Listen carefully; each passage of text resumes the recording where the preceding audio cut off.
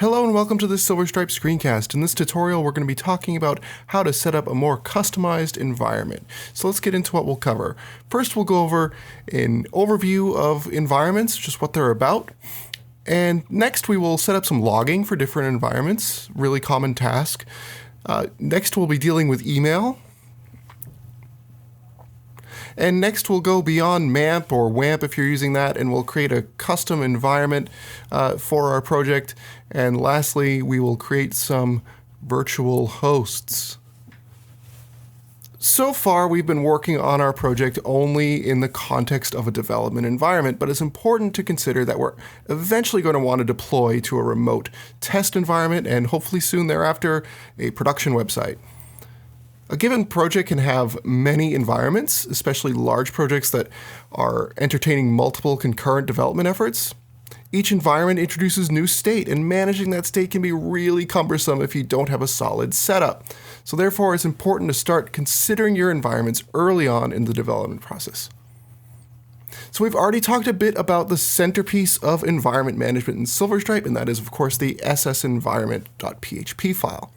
Now, just as a reminder, this file is intended to reside above the web root to provide environment-specific variables to the project. This allows you to deploy one coherent codebase to each environment without having to write a whole lot of conditional logic to serve each environment. It does introduce the complexity of needing a higher level of write access to your server, however, so make sure you have some shell access or a highly privileged FTP account that will allow you to edit files above the web root. All right, so one of the services we'll want to enable on test and even more so production is good error logging and notification. Now in our dev environment, we want to suppress this as we don't mind getting verbose errors. But once the project is on the web, you'll want to suppress show-stopping errors as much as possible and simply log them out so you can proactively fix them. So for this, we're going to use the sslog class. sslog is a central hub that will dispatch any number of installed logger interfaces. So to log an error, you simply invoke sslog log, and then you pass it a description of the error and then the severity of the error. So we're going to use warn in this example, but there's also all these other ones. There's error, warning, notice, info, and debug. Now, it's a good idea to throw some logs in your user code whenever appropriate. Logging can be very useful for debugging. Now, what the log command actually does depends on how you've configured the logger. So let's add a logger to our test environment. We'll just say if director is test. We will add a writer, and this will be a log file writer. And we'll go one directory above the web root, and we'll say that we only want warnings. So this will write anything equally or more severe than a warning to this file that's above the web root. And we'll create a separate file for more severe errors. So we'll just say, we'll add a logger for a log file writer that writes to a different file for errors.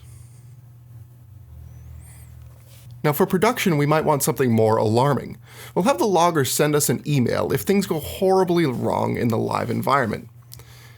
So we'll say if live, then we'll add this email writer, and that will be for severe errors, and that will work nicely.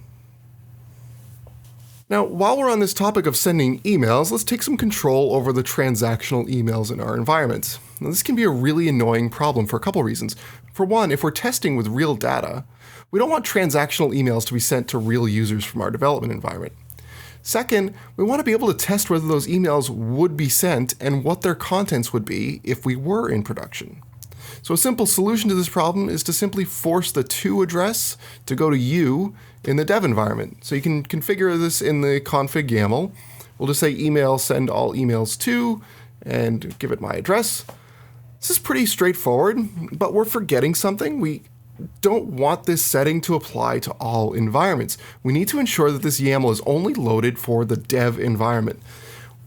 We're not writing PHP, so we don't have the convenience of if-else blocks, but fortunately, the Silverstripe YAML parser affords us a basic API for conditional logic. So we'll open this block and we'll say only environment dev. And then we can say email send all emails to. Now perhaps in the test and production environments, we want to monitor the transactional email from a bit of a distance, we could force a BCC to our email address in that case. So in this case, I'll just say accept environment dev, and I'll set a BCC. Now this works okay, but it's kind of broad. If we have other developers on the project, they're not going to get any of these emails because they're just sent to me. And we also can't accurately test from our dev environment what the to address would actually be in production or test, because it's just forcing it to be my address every single time. So a much more thorough solution is to use a third-party tool to capture outgoing emails from your dev environment.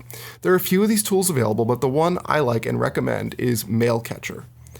So just follow the instructions on the homepage to install the software, and with just a bit of configuration, you can pipe all your email into one local inbox.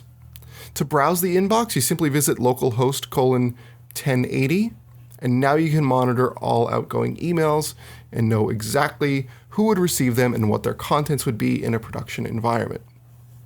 All right, so we've been running our project in MAMP thus far. If you're using Windows, you might be using WAMP. They're essentially the same thing. We love these tools because in a single click, they give us a full LAMP stack, and there's really no hassle or technical know-how required. It just works. Typically in technology, the trade-off for convenience is lack of control. And that cost is precisely why, as developers upskill, they tend to move away from MAMP and into a more customized environment where they can install all the modules they like and they can fine-tune PHP and MySQL.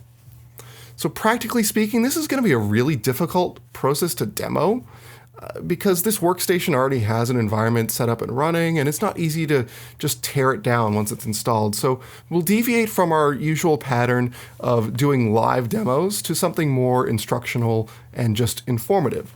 Now, if you're running OS X, the good news is you pretty much already have a LAMP stack installed on your machine. It just needs to be tweaked a bit.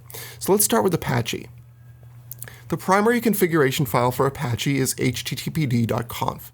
It's located in the directory etc/apache2. So let's open that file.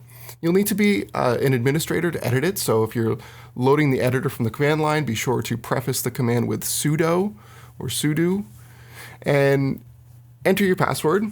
Otherwise, your text editor should prompt you for a password when you try to save. Now let's look at a few key lines. First, we want to make sure that we're loading PHP as an Apache module. So this line, load module, PHP 5 module, that should be uncommented. We'll just remove the leading slash if there is one. And likewise, we should make sure that the rewrite module is installed so we can have nice clean URLs. Now under user and group, set yourself as the user and your primary group as the group. If you need clarity on what that is, just find a file you commonly use and open its info window. Under sharing and permissions, you should get some clues about what your username and group should be. Setting the document root parameter is paramount. This defines where all your projects live.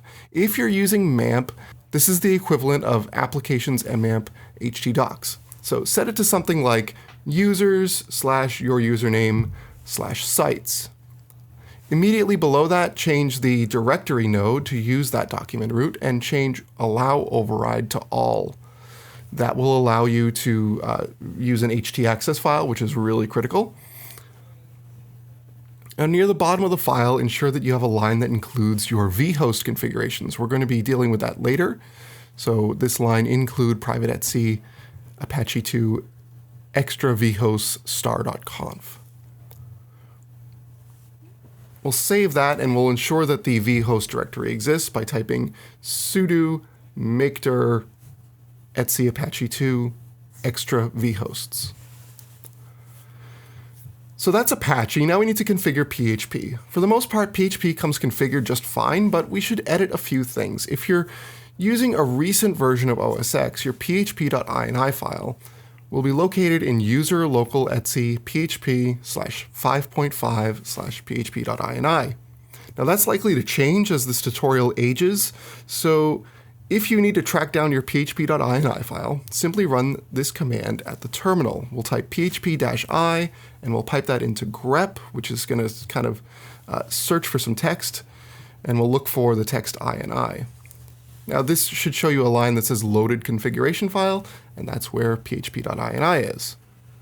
So edit the php.ini file as an administrator. And needless to say, there's a lot in here to configure, and your preferences will vary, but there are a few things that I'd like to adjust. First, we can set the error log to a file path on the system. This will provide you with some basic logging and give you a place to turn when things are mysteriously broken. Next, change the post max size and the upload max file size to more realistic values. I like 50 megabytes for this. They're way too small by default, and you don't want any annoying upload errors in your dev environment. A critical setting to change is date.timezone. PHP will complain about this until you've set it. So uncomment that and remove the leading semicolon and add your time zone. If you don't know the title of your time zone, you can find it on the PHP website. Just search for PHP time zones and you'll see what you should be using. If you're using MySQL with Silverstripe, you'll want to edit the MySQLi settings. If you're using an alternative MySQL database like PDO, you'll want to update that section of the ini file. But the key here is to set the default socket. So we'll set it to var mysql.sock. For good measure, find out where your MySQL socket is by running mysql admin space variables at the terminal. And if it's in a different place, you'll need to either move it to var mysql or just change the MySQLi setting to the correct place. All right, so that's good for now. We will save that, and because we've made updates to Apache and PHP, we'll need to restart the server. So just run sudo apache-ctl restart. Now this wouldn't be a complete tutorial if we didn't at least touch on the topic of package managers. Like Composer for PHP, system applications and modules can be installed via package managers as well. Setting up a LAMP stack with a package manager is a really good idea for a number of reasons. First of all, you're not tied to whatever version of PHP, MySQL, and Apache ship with the current version of OS X.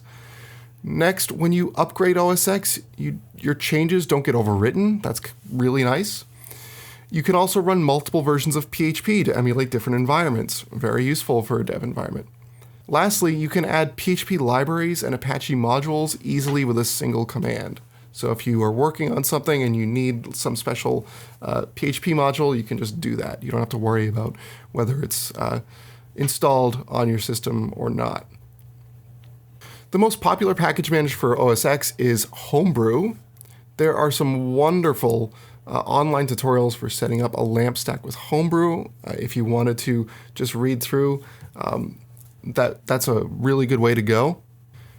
So lastly, we've talked about virtual hosts. Now, we want to create these so that instead of running everything off of localhost :8888/my website, we can use proper host names. So this will allow our dev environment to more closely mimic a production server because we're using proper host names just like a production server would. Now there's a great tool for this called vHostman. Just go to OS X vHost Manager on GitHub, and this will do all the work for you. Simply install the script to your user local bin directory and move the vhostman.rb file to something you'll remember, just like vhostman without the extension. And then we'll just change the permissions on that. We'll add executable permissions. And now you can just run sudo vhostman add example and then the path to the document root, which is sites example. And now you will have a vhost named example.local that resolves to sites/example. It's very useful. All right, that is all for this lesson. If you have any questions or comments, please leave them below.